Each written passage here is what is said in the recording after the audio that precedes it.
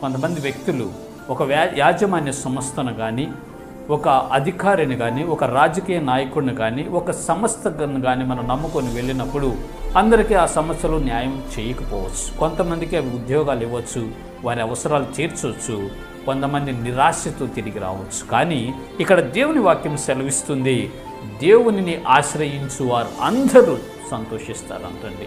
దేవునికి స్తోత్రం, హల్లెలూయా. ఈ లోకంలో మనము సగం మంది సంతోషించవచ్చు, కొంతమంది సంతోషించవచ్చు, కానీ దేవునిని ఆశ్రయించిన వారందరూ సంతోషిస్తారు అని దేవుని వాక్యము సెలవిస్తుంది. కాబట్టి ప్రియమైన దేవుని బిడ్డలారా, వాక్యం వింటున్న ప్రజలారా, మీరు దేవునిని ఆశ్రయించండి. దేవునిని ఆశ్రయించినప్పుడు, ఆయన వద్దకు వచ్చినప్పుడు, మీ విన్నపాలు ఆయనకు తెలియచేసినప్పుడు ఆకాశమందున్న దేవుడు మీ ప్రార్థన ఆలకించి మీ విన్నపాలకు చెవియొగ్గి ఆయన మీ జీవితంలో సంతోషాన్ని కలుగు